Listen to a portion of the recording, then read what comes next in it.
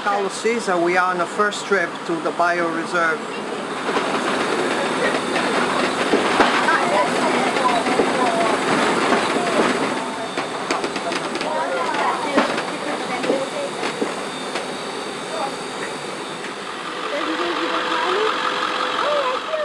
How you doing?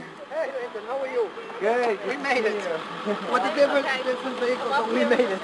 All right, yeah. Why don't we come over here and get started? I have some things to show everybody before we start walking. We're actually going to hike down to the shoreline of the pond today. This is an area that's usually not open to the public, right between the Blossom Road and the pond. But we're actually we have permission to go down there today to this area. But the rest of the city's land is all open to the public, so everything that way is open. This down here is called Copacabana Woods. That's the Trustees of Reservations property. But the Bioreserve includes all of this land, which is the city's land, and then all the land up here is the Freetown Fall River State Forest. So the Bioreserve is actually a partnership between the city of Fall River, the Trustees of Reservations, and the state.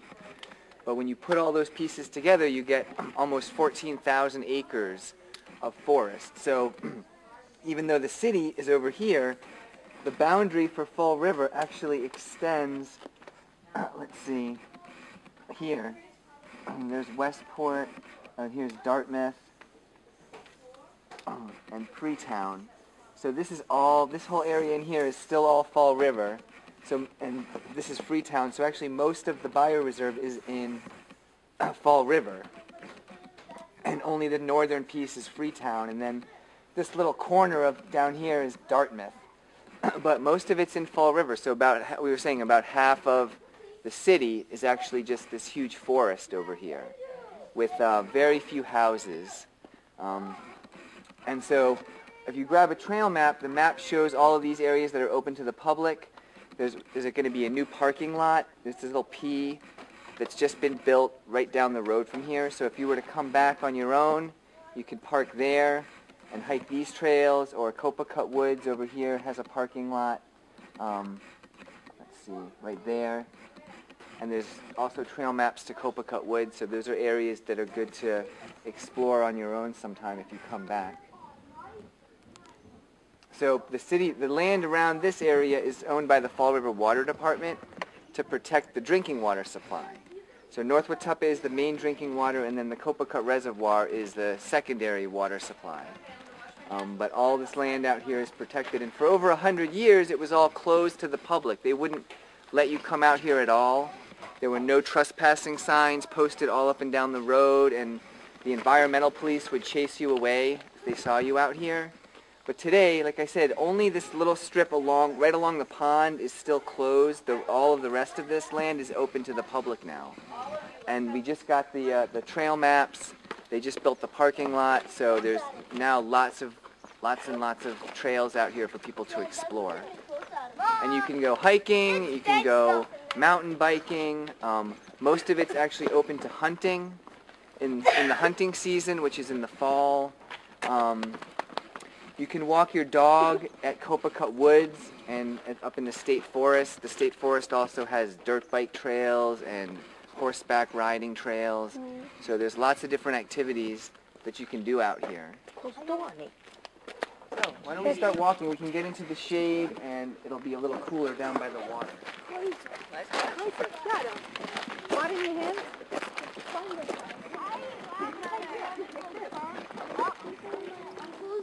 Have the pieces that day we used to take before we all know it. I just made you think.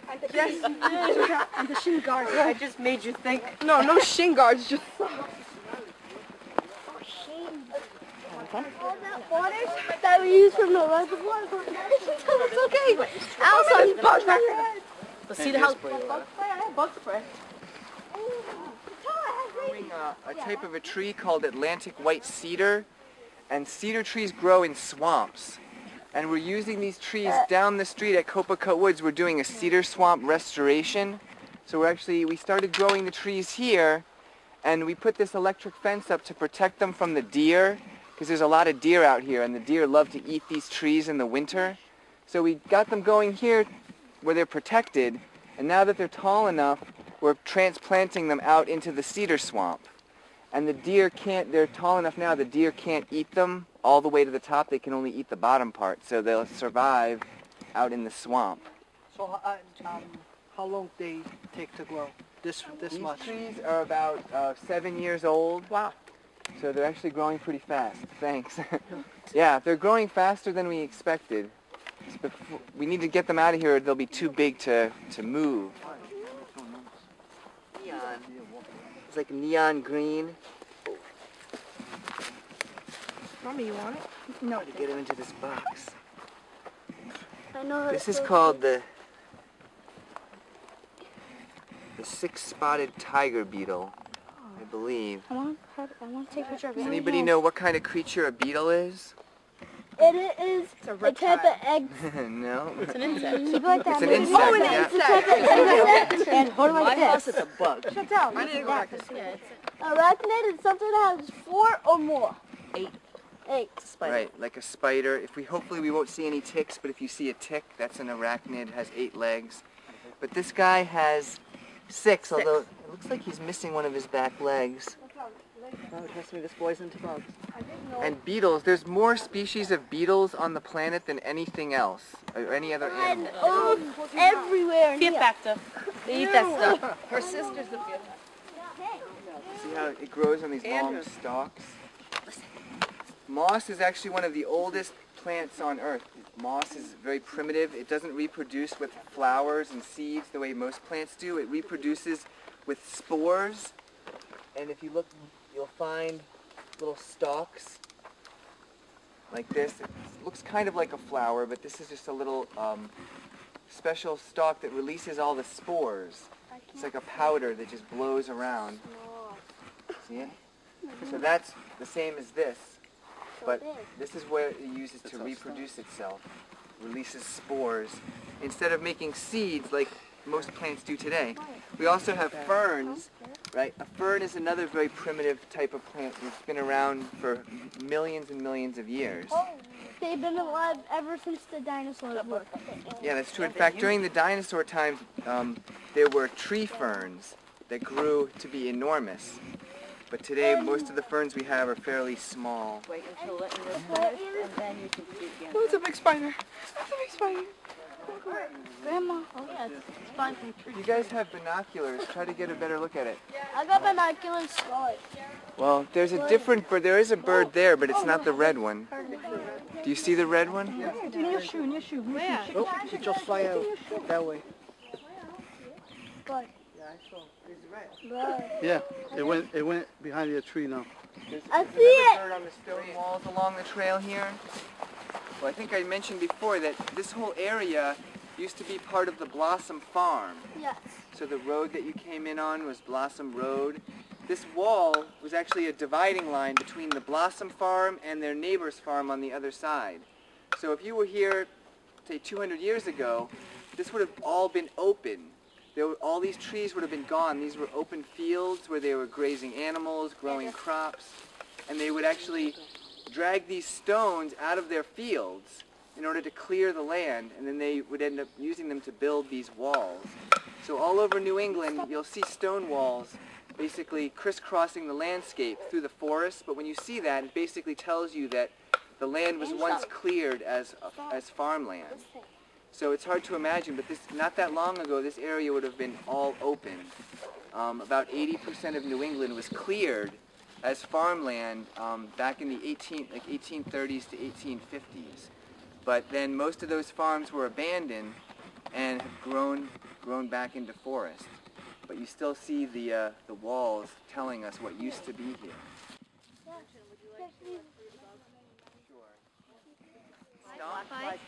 So I'm guessing that tree roots won't normally grow above ground like that. So this tree was growing on a stump of another tree and then fell over, and the tree that it was growing on has slowly been rotting away from underneath it.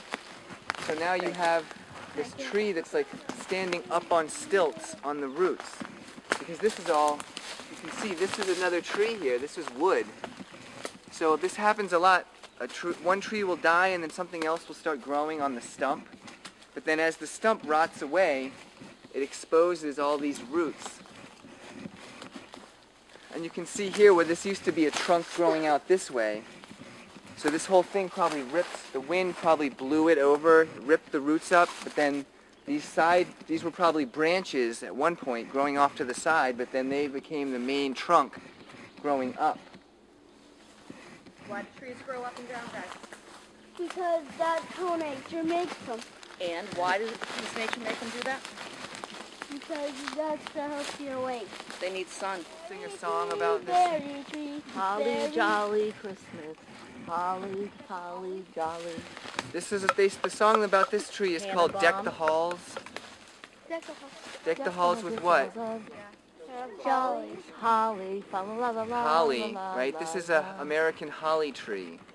And people decorate their house with it at Christmas because it stays green. Even though it has these broad leaves, they don't fall off in the autumn like most trees. They stay green throughout the winter. And sometimes So- when it's at bad, they turn brown. They do drop some leaves, but most of them, so there's a dead one. But because they're green in the winter, there's animals that would love to eat these leaves because they're looking for anything to eat. So what does the leaf do to protect itself from getting eaten? Spikes. Yeah, the It leaf is grows covered like with a spikes. porcupine.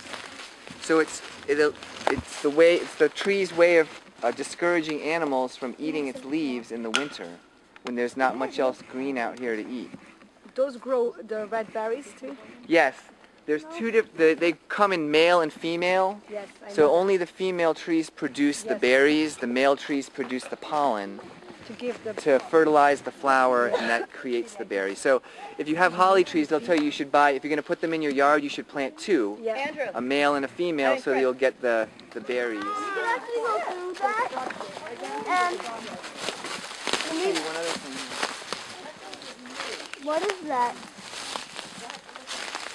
This is just a little baby tree, but these actually grow to be, maybe 20, 30 feet tall. But the cool thing about this is it's got different types of leaves. Some of the leaves look like a ghost, and some of the leaves look like a mitten. But then if you smell it, smell the root. It smells like mint. Pass it around. Smell the part I scraped off there. It smells Yeah, like this is mint. a tree called sassafras. And sassafras can be used to make root beer, tea. They used to make candy and toothpaste out of it. Yep. Smell that flavor. That flavor was in huge demand. It was one of the main exports from America back to England. I smell root beer in there, too. It After smells they like put in root beer. water, and the water will turn kind of a brownish tea color. And it'll have this flavor, and that's your sassafras tea. You can drink it? Yep. You won't have a bellyache? Nope, you can drink it. You use sugar or honey if you want to sweeten it. They actually thought, for a long time, they thought that sassafras was medicine. It would cure all types of diseases and illnesses. That was one of the reasons that the Europeans wanted it so badly, because they didn't have anything like this in Europe. So they were shipping it by the shiploads of sassafras back to Europe, and they thought that it could cure all types of diseases. But I don't think the evidence for that really bore out. Now they realize it's not.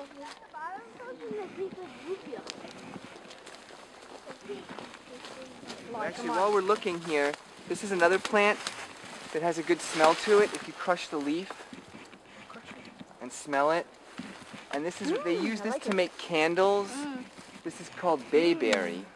If you've ever had Bayberry candles, Yeah, I have bayberry candles in my house a lot. You can actually eat these. I have these ones in my garden, and I eat them all the time. use it as a spice, like an alternative to allspice. So it is used, it's edible, it's used in cooking. What do you use it made for? The way I like to light candles? Grandma, take pictures.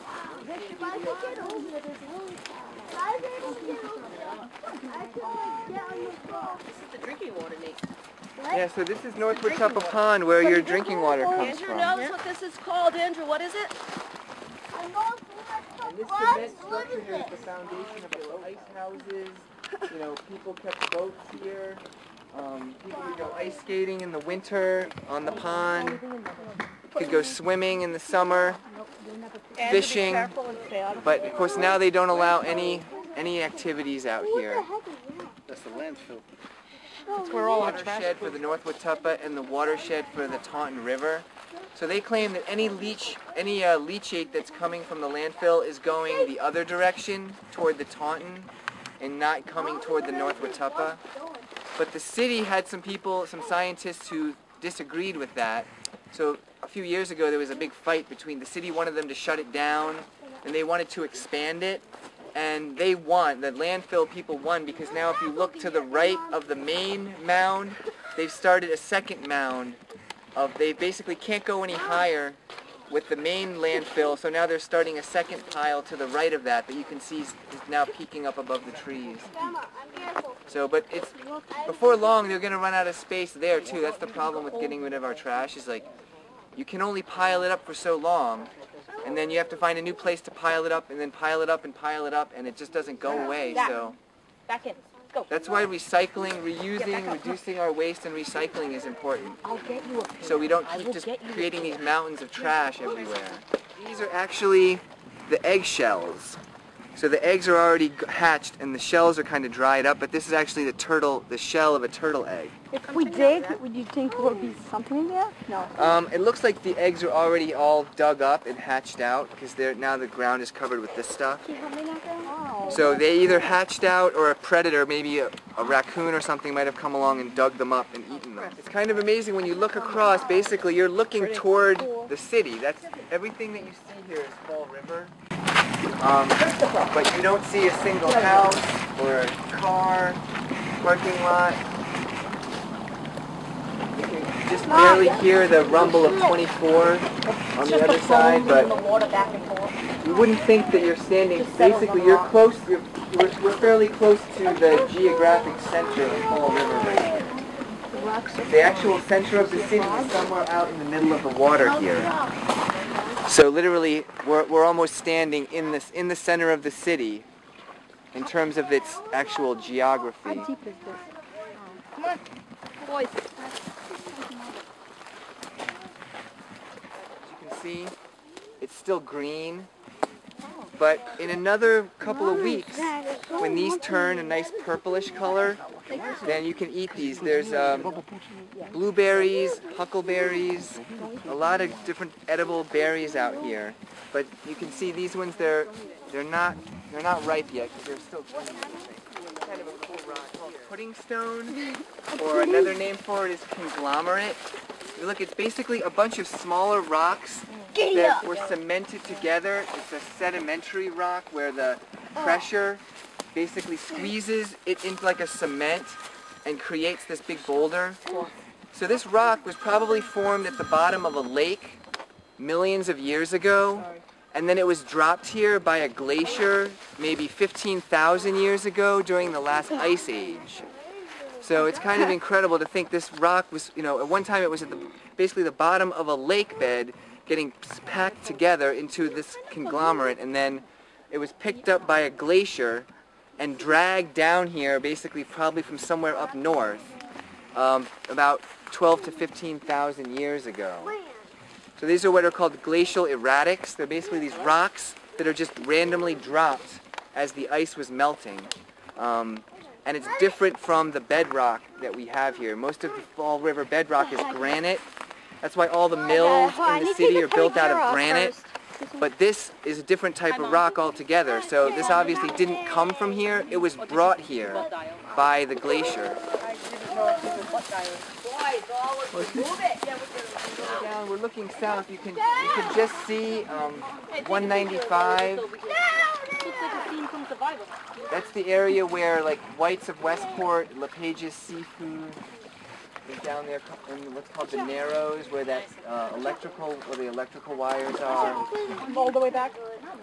Yeah, on the very far side, I think there's like a billboard you can almost see.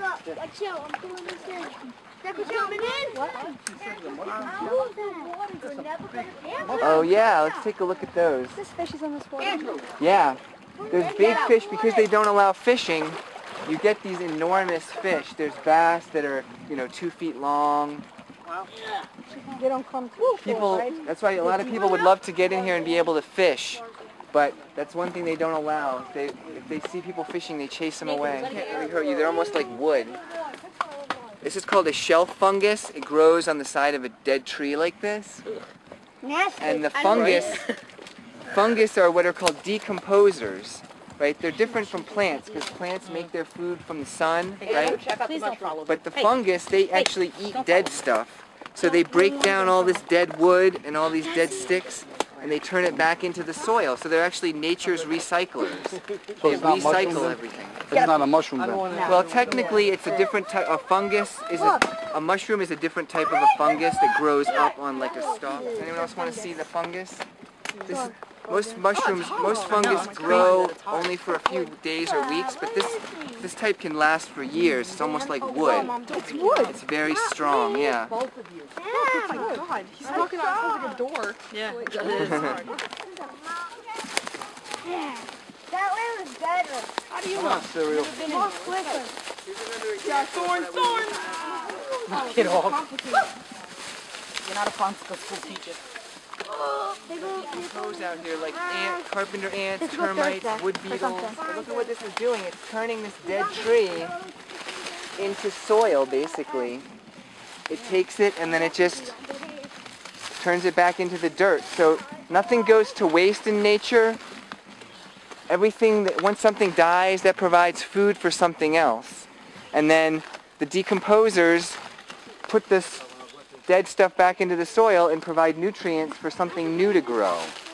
So nature is a perfect example of everything being recycled. Nothing goes to waste. There's nothing that's going to sit out here for hundreds or thousands of years. It's all going to get recycled back into the soil. These are called roly-polies or pill bugs. Oh yeah, I love these. Sorry, Nate. Count their legs. It's hard to count Hold their on one legs, second. but they have more than 6 legs, so they're actually not insects. See, watch. I think they have like 14 It's my cousin. legs. Most crustaceans live in the water, but these are crustaceans that live on land. These little skinny trees that we're shaking around here are actually birch. They're called black birch trees. And if you've ever had birch beer, That smells good actually. it's like a root beer. Dad, smell that. It's root beer. When you're done with me, you don't want to have it. It smells just like root beer. Do you like root beer? No, I can't stand root beer. Oh my God, it's just like it's root Oh beer yeah, all the way. wow. It's root beer. No, yeah. Oh, I can't stand root beer. Yep, you can make it's called birch beer. I think you can actually still buy it. Did you guys smell the root beer? Root beer, I hate. Give it to your brother next time. I love it. Is that a root beer plant? Chrissy, Well, give it's it to called birch wood out here, and this forest would naturally burn. Maybe every 75 or 100 years there would be a forest fire that would burn through. But now, so we don't allow forest fires to burn, so the fuel load just keeps building up. And if a fire does get started, like what has been happening out in Colorado, the fire just goes crazy and they can't control it.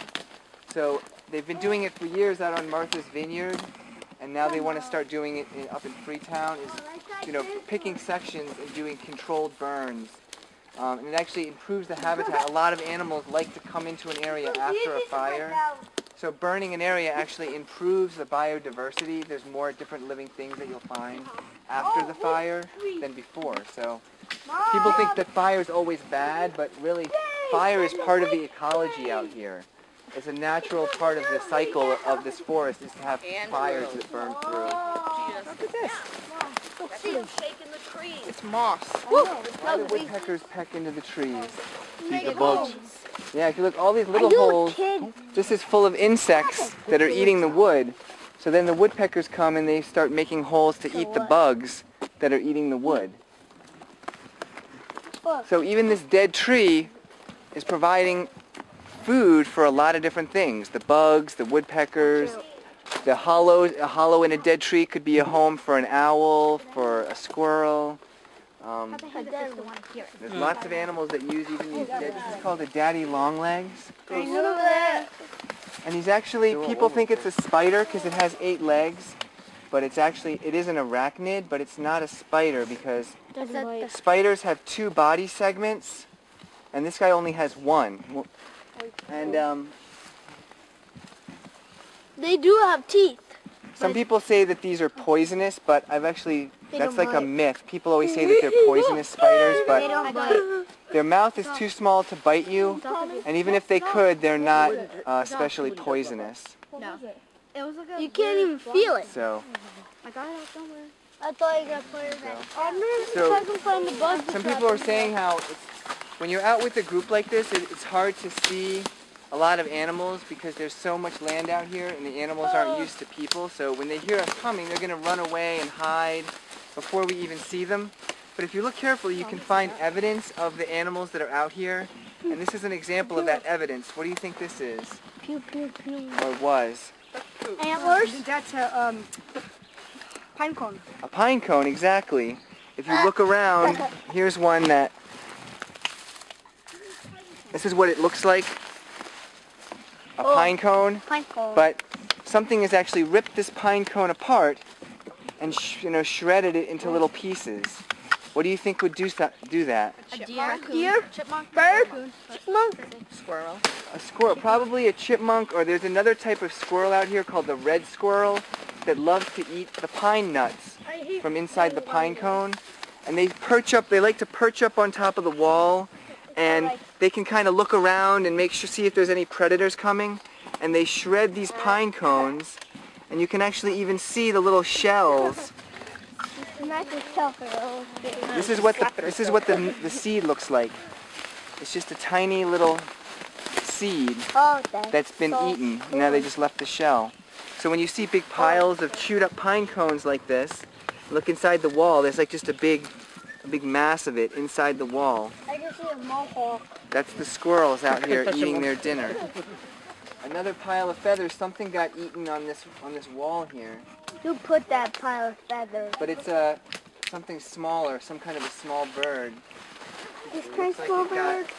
Even with this? Or behind the wall, there's a bunch more feathers. Something must have grabbed the bird and then dragged it over to the other side of the wall. Oh! Look, there's a dragonfly. See that bright green dragonfly? Yeah. Beautiful butterfly. Mom, you're so special. What? You need special needs.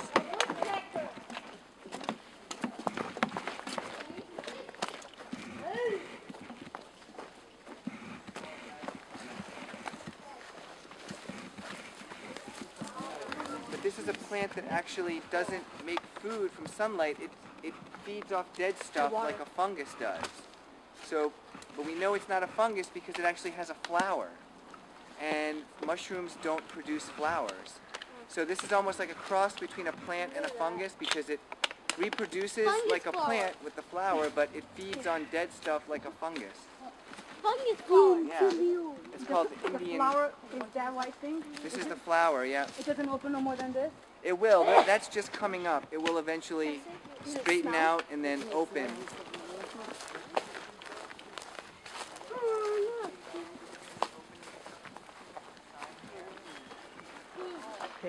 And you can tell because it grows, it spreads, the branches spread out. You can tell this tree started growing in an open field. So that tree started growing when this was all open farmland. Yeah, I know that. Because the branches go out instead of straight up toward the sun. But that was probably another farmhouse. In here? Yeah, this is the foundation of another old farm building. I'm not sure if it was a barn or a house. Yeah, I see frogs under there. I see frogs. You made it. Maybe the... What? Just so I know where to find you. Clothes that you can change into. I gave Jessica the... Thank you. You're welcome. Thanks for coming. Welcome. You're welcome. Here, Grandma. So did everybody have a good time? Yes. Hi, I'm Chantel.